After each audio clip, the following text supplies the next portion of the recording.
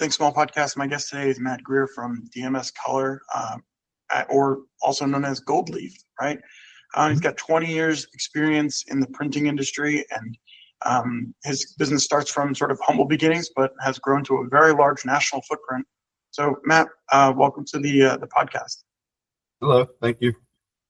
So I wanted to start from our original call. We kind of started from the origins of the company and how you've grown. I was wondering if you could retell that kind of story and where you started and how you got to where you are today. So we began 20 years ago in the basement of my partner's garage. And at that time, digital printing was just evolving.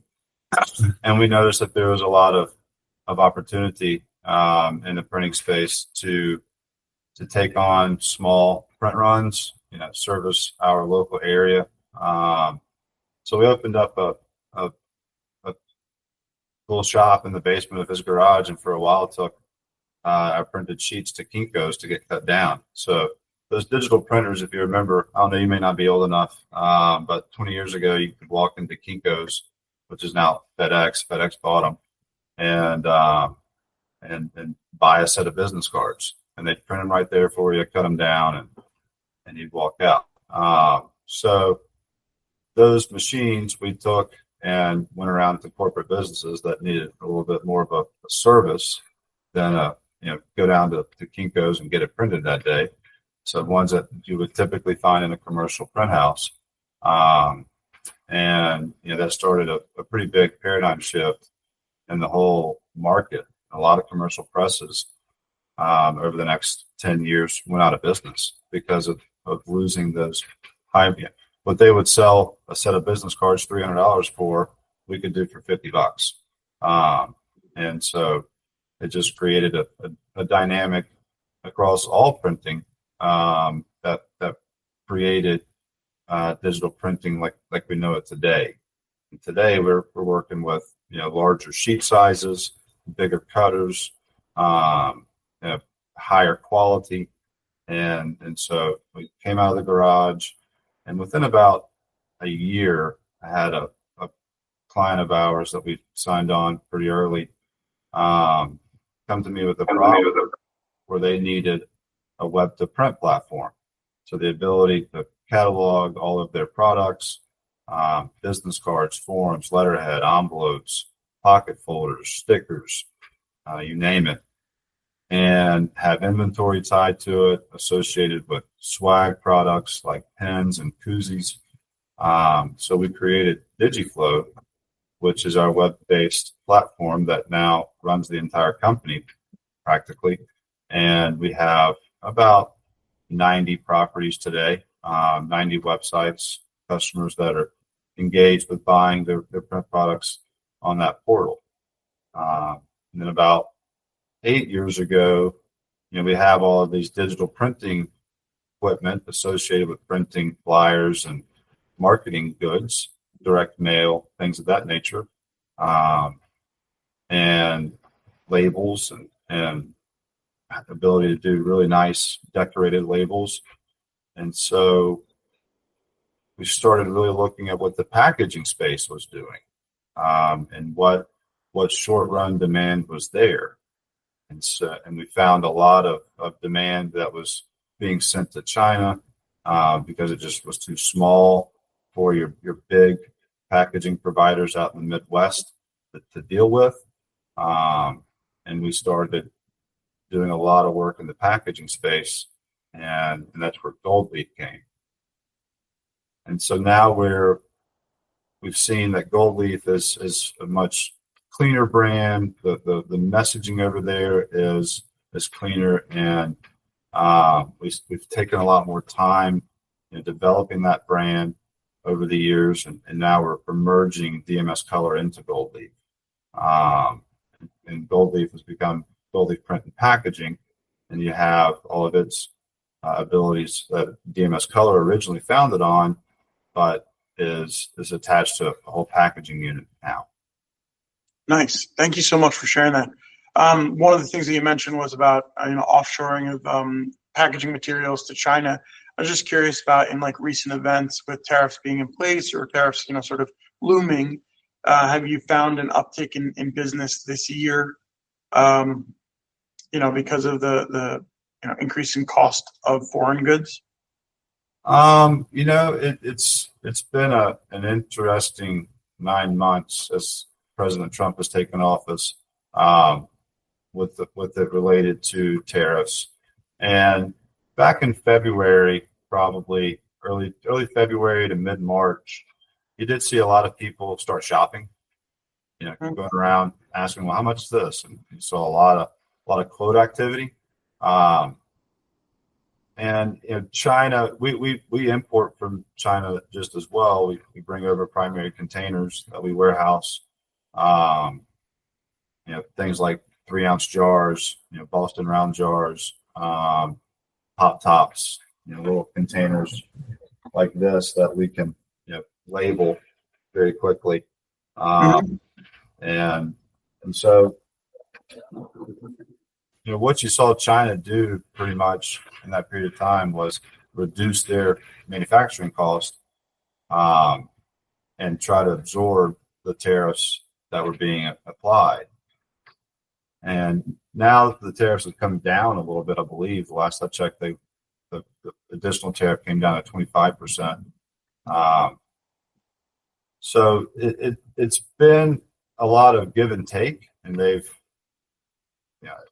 didn't stop the flow of materials coming from China or shift a bunch of production from China to America overnight. But we definitely see some opportunity coming to us because of those tariffs. I wouldn't say it's a huge number or anything that's measurable, that's substantial, but it's definitely there's some.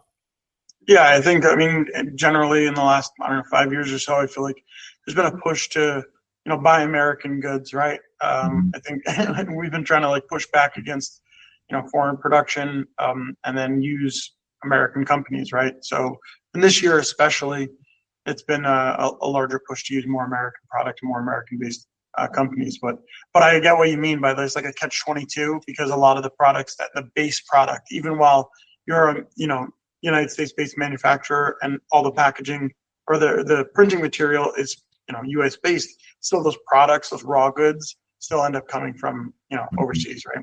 Yeah. You see a lot of cosmetic projects come from China where they're making the housing, they're making the product that's going in the housing, and they're making the packaging. And that product is full and ready to go and ship domestically, where all they have to do is put it on a shelf. So, there's definitely opportunity that we've seen. It's not, if we were to manufacture everything in the United States that China manufactures for us, and at the labor rates that we pay versus what is paid there, you would see inflation galore. And I don't think that's what anybody wants. Yeah, absolutely. I mean, it seems like our economies are, sort of just connected, certainly connected. And we've just we've spent the last, 30 years using a lot of the products, a lot of the cheap labor overseas. So it's natural that our economies have become sort of intertwined with each other. I was curious about, the scaling of your business, right? You said it started in your basement, and then now you've got a national footprint. So how does that happen? Is it, all at once? Is it very fast? Was there sort of a gradual drip? Did you have like a breakthrough moment where you got that one huge client and that sort of unlocked the next step to the business? I'm curious about, when the business was like, all right, we're larger than just Alabama. We're larger than just the state that we operate in. We need to expand this.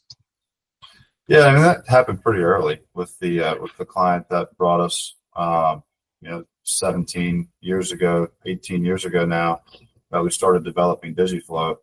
And so that was a key breakthrough moment, where Brian and I both graduated from Auburn University, and I had a computer science background that he had. a marketing background. So seeing that opportunity and knowing that there was more out there like it, the other key breakthroughs are when we recognize that our machinery can produce more than just a marketing collateral piece.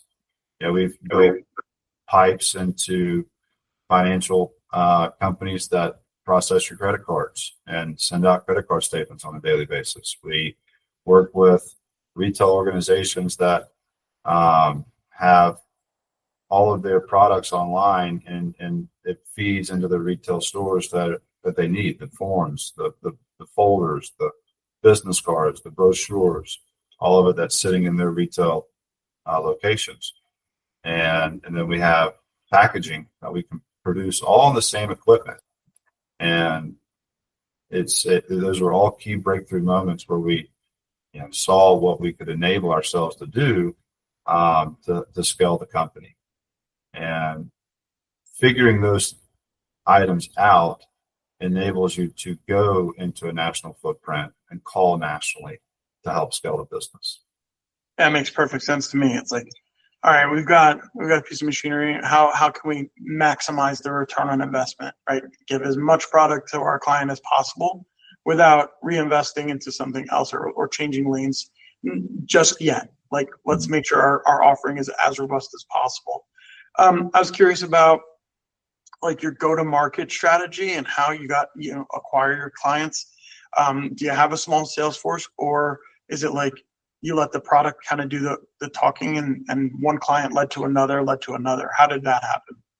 Yeah, I mean, go-to-market's definitely multi-pronged. I mean, we've got a sales force out there. If you want to start from the beginning, I was the sales force, and my partner was the sales force, and we identified customers, identified targets, and worked to gain access to them via cold calling, dropping by their office, referrals into people, networking, just putting our name and face out there, doing what we do, because it's a targeted market for sure, but it's a big market.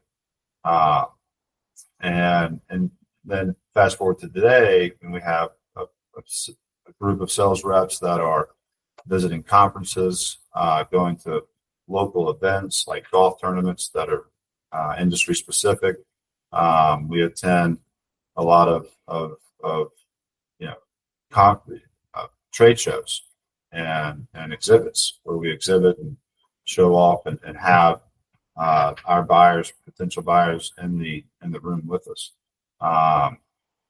We do a lot of we don't do a whole bunch of Google ad marketing, but we do a lot of online targeting. So we're involved with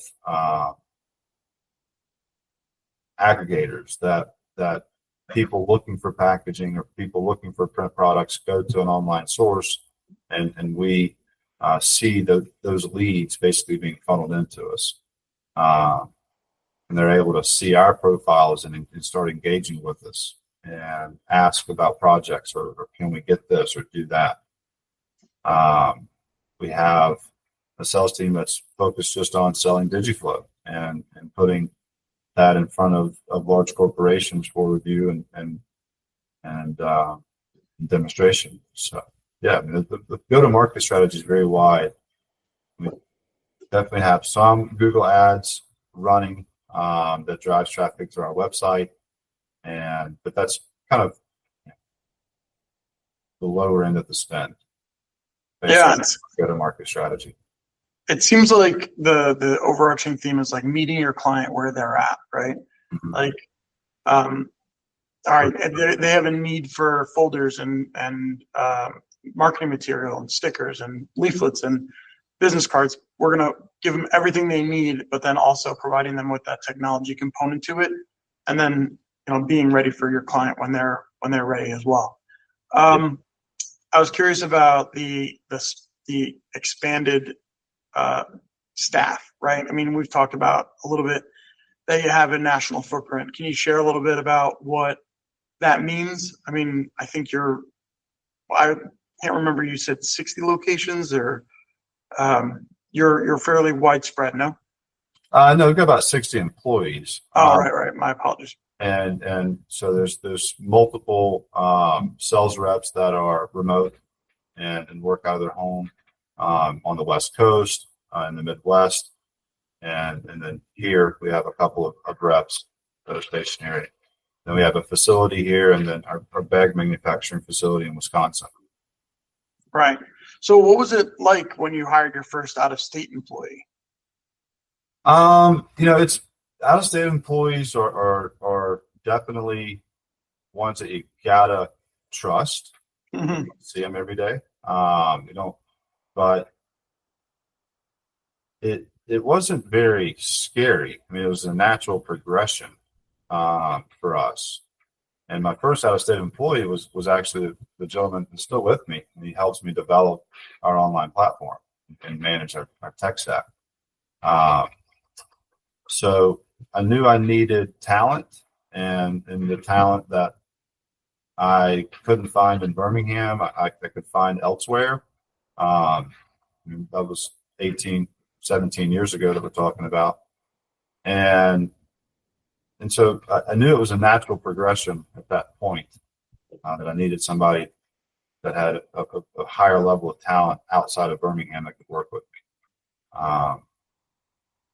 And then from there, it was mostly sales reps that we were placing remote, and that was to be around or in an area that we were specifically targeting. Right. So it's about market penetration, right? It's like, right. All right, like let's hit, Kansas City, or let's hit, I don't know, San Francisco or something. So you hire a salesperson, they'll go in, you teach them, I'm sure you have like a learning program, teach them everything they need to know about the sales process, what your offerings are. And then you do all the manufacturing and production in between Alabama and Wisconsin. Mm-hmm. Yeah. When the salesperson comes online, I always joke with them, you'll never know everything about print. I'll learn something or try something new almost every week. And, but it's important to not assume anything. And if you don't know, ask. And it's because there's a lot that goes into producing printed products. Like what? Oh, managing Pantone colors, making sure all of your files are set up correctly, making sure you're using a dye template that's going to actually work. When you start making a box like this, it's complicated. It pulls out. Oh, wow. Neuromints is a client of yours? That's right. And no way. I love those, man. I might be addicted, I think. But this is a complex product, how they develop this. And so when you push this all the way through, or I'm sorry, let me pop the glue tab first. Yeah, I'm a big fan of those. When you pop the glue tab, right, that's your flat. And then, so knowing all of these little details and where the scores go, and there's a lot of trial and error stuff like this. And we have 2 patents on a child-resistant box. This is one that we make. And this is a child-resistant box. So when you press the tab here and slide the deck open, you have the interior that's cut out. And you would put pre-rolls. Right. And this is a box of matches. And this preformed tray that is sitting inside of our box. So when you start all this from scratch and you manufacture it, there's a lot of attention to detail that goes into play. And you have to really have that mindset. So we teach a lot of our sales reps to pay attention to detail and don't assume anything, and just follow us and work with us on the process. Let's say you're a young person and you're in college or something, and you wanted to go into packaging manufacturing, packaging design. There's a lot of math that goes into that. No, like the actual engineering of a product that looks like that. Mm-hmm. What would you say that they should be working on, looking at? What's the key thing that they need to know to go into this industry? The key thing they need to know. I would say, manage expectations, set expectations. There's a lot of when you create a product or you bring a new product to market or you work on a new box or a new client, just getting expectations right. Know your products so that you can set the proper expectations. Yeah, it seems like from a we always think about like marketing as a creative industry, or at least but there's almost the creative / engineering part of it, right? It seems like there's a lot of like you said, attention to detail that goes into actually creating a project that makes it to the production floor. That's right. A lot of attention to detail. And if any one of those details get missed, your product isn't right at the end. You don't like it, and you want to reprint. When you're sitting with a client, like somebody in THC or somebody in Neuromints or something like that, do you break off into maybe a couple of teams and then come up with concepts, and then maybe pick between which one you're going to pitch to the client, or pitch a couple of products to the client? How does that work? I mean, generally speaking, your customer knows what they want. We don't really do any conceptual work or conceptual packaging orientation or coming up with products. Mm-hmm. Or even on the commercial print side, do we have the need to come up conceptually with our own stuff? We're not a design agency, right? We're not a marketing agency. You don't come to us to create your content. But you come to us when you have your brand established and you want us to design your products. That's where our creativity picks up. Got it. And we can take our templates, or take our, we know an 8.5 by 11 flyer, an 8.5 by 11 booklet, or a business card, and take your brand and create the products that you need. Does that make sense? Yeah, absolutely. I was wondering about something, positive that you have coming down the pike in the next 12 to 24 months. I always like to kind of wrap these up on a high note. I'm an optimist, right? Yeah. So is there anything that you're really looking forward to in the next, like I said, 12 to 24 months? For some time now, we've put aside a direct to consumer site. So we build a lot of B2B sites. So we're building a site out for businesses, and those businesses are using us to produce the products. And we do a lot of work and we spent a lot of time the last 6-7 years developing the Goldleaf brand, and we've kind of shied away from direct to consumer. And when I say direct to consumer, you being able to go online and order all of our products that we produce, packaging, gift cards, foil embellished Christmas cards, everything. So all of our primary containers, our label processing, and it's a big project to get something like that off. You typically when you sign on a corporate customer, they have 50 to 150 products that we're maintaining, and with very designed and designated options. The type of paper is already determined. The quantities that they want ordered are already determined. When you talk about a direct-to-consumer site, all of those items are not determined, and so it's a different animal for us. So I've really been focused on trying to get that buttoned up and launched the last year. I think I've probably got another year to 2 on getting it set up and launched. So that's really something I've been looking forward to get done. Yeah, it's awesome. I love that. I wish you the best of luck with it. Is there, if somebody wanted to reach out to you, they own a medium-sized business, they're really looking at, or a franchise or something that want to get in contact with you, get a project or get a quote, how would they reach out to you? They can email me at mgreer, that's MGREER at goldleafpackaging.com. Fantastic, Matt. Thank you so much. I really do appreciate your time.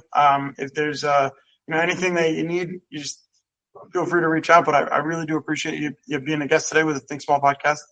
And I hope you have a great rest of the day. Yeah, my pleasure. Thank you. All right. Take care. All right.